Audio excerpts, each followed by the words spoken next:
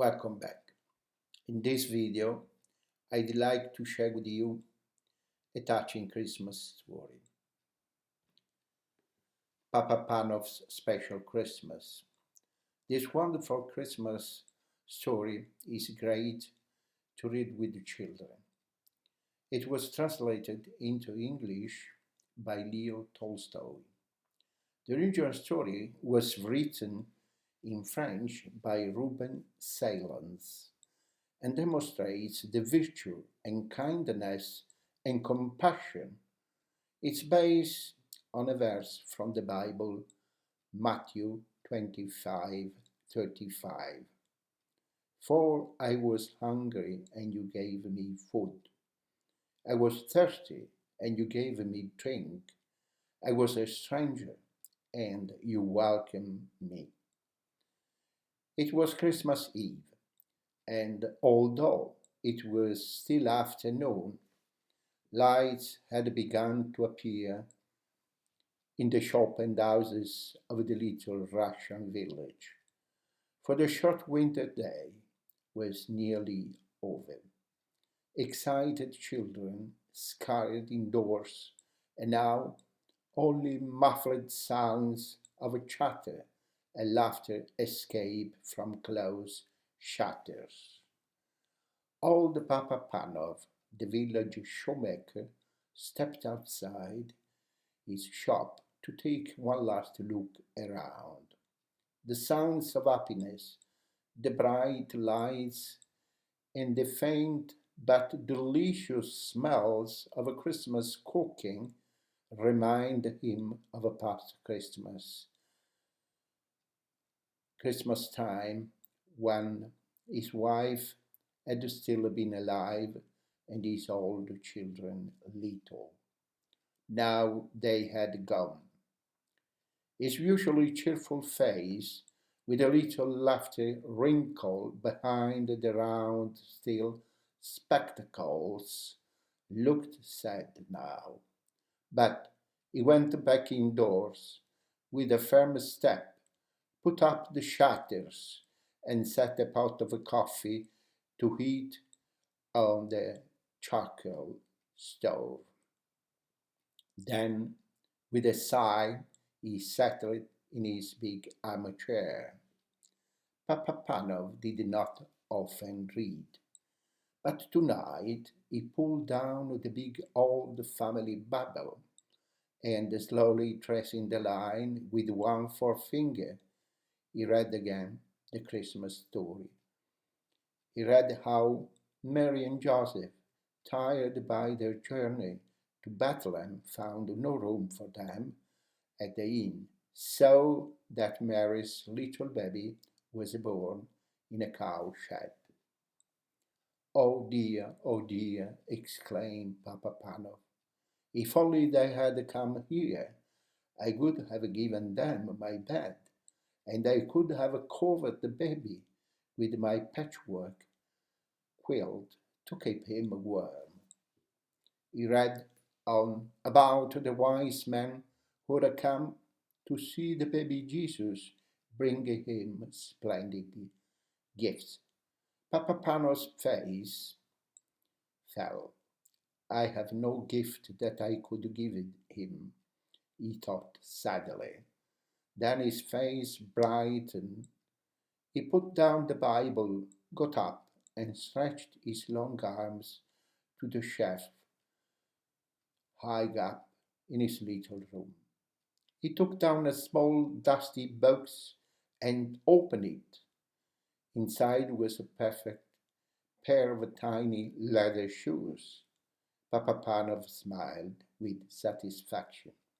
Yes, they were as good as he had remembered, the best shoes he had ever made. I should give him those, he decided, as he gently put them away and sat down again. He was feeling tired now, and the further he read, the sleepier he became. The print began to dance before his eyes so that he closed them just for a minute.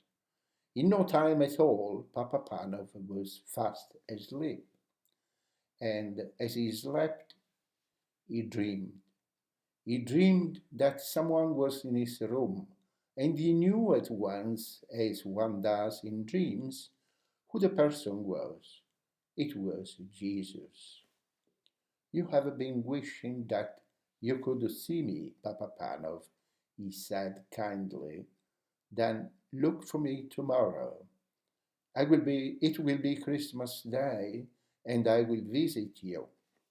But look carefully, for I shall not tell you who I am. When at last Papa Panov awoke, the bells were ringing out, and the thin light was filtering through the shutters.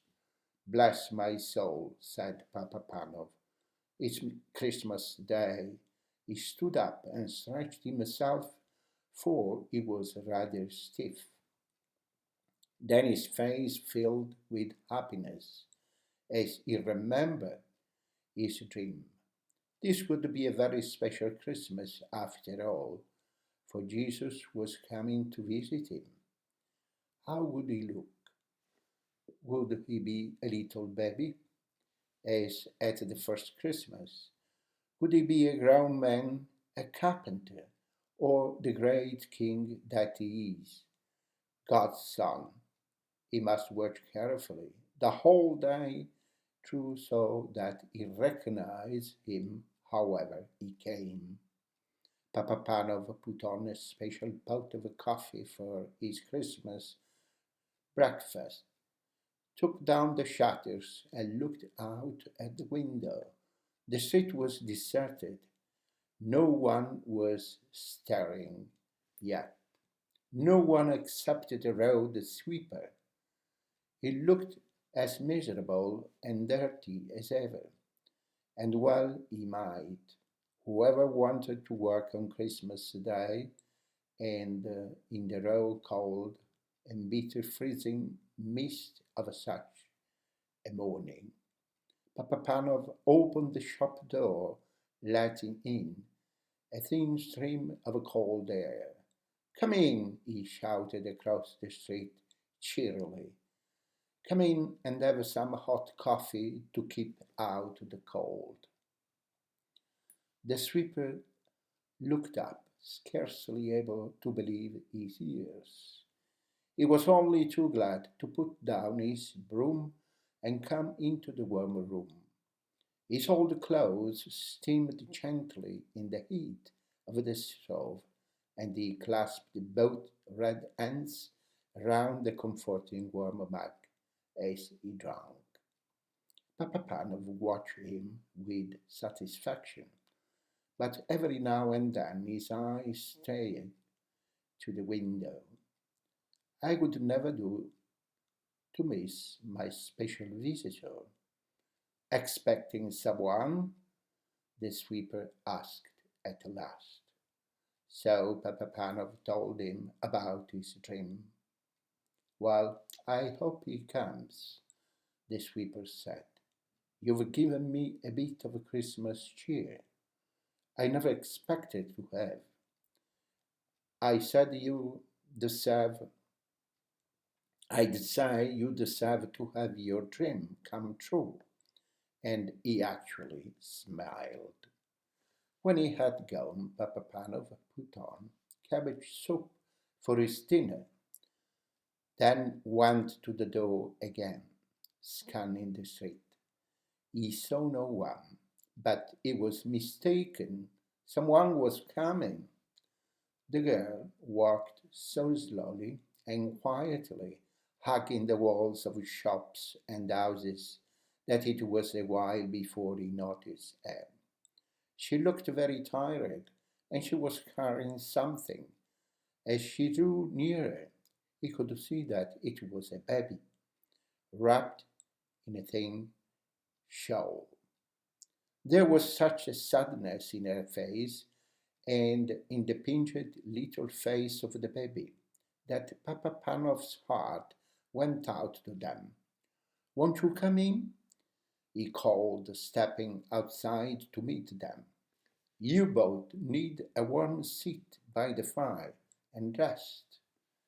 The young mother let him shepherd her indoors and to the comfort of the armchair. She gave a big sigh of relief. I'll warm some milk for the baby, Papa Panov said. I've had children of my own. I can feed her for you. He took the milk from the stove and carefully fed the baby from a spoon, warming her tiny feet by the stove. At the same time, she needs shoes, the cobbler said. But the girl replied, I can't afford the shoes. I've got no husband to bring home money. I'm on my way to the next village to get work. A sudden thought flashed through Papa Panov's mind. He remembered the little shoes he had looked at last night, but he had been keeping those for Jesus. He looked again at the cold little feet and made up his mind.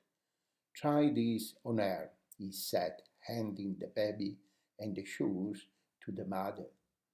The beautiful little shoes were a perfect fit. The girl smiled happily, and the baby gurgled with pleasure. You have been so kind to us, the girl said when she got up with the baby to go. May all your Christmas wishes come true. But Papa Panov was beginning to wonder if his very special Christmas wish could come true. Perhaps he had missed his visitors. He looked anxiously up and down the street. There were plenty of people about. They were all faces that he recognized. There were neighbors going to call on their families. They nodded and smiled and wished him happy Christmas. Or beggars, and Papa Panov hurried indoors to fetch them hot soup and a generous hunk of bread, hurrying out again in a case he missed the important stranger. All too soon, the winter dusk fell. When Papa Panov next went to the door and strained his eyes, he could no longer make out the passerby. Most were home and indoors by now anyway. He walked slowly back into his room at last, put up the shutter, and sat down wearily in his armchair. So it had been just a dream after all. Jesus had not come. Then, all at once, he knew that he was no longer alone in the room. This was not a dream, for he was wide awake. At first, he seemed to see before his eyes the long stream of people who had come to him that day. He saw again the old road sweeper, the young mother and the baby, and the beggars he had fed. As they passed, each whispered, Didn't you see me, Papa Panov? Who are you? He called out, bewildered. Then another voice answered him. It was the voice from his dream, the voice of Jesus. I was hungry and you fed me, he said. I was naked and you clothed me. I was cold and you warmed me. I came to you today in every one of those you helped and welcomed. Then all was quiet and still, only the sound of the big clock ticking. A great peace and happiness seemed to fill the room,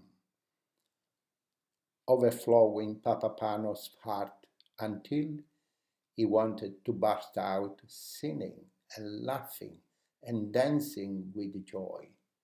So he did come, after all, was all he said. Thank you for watching.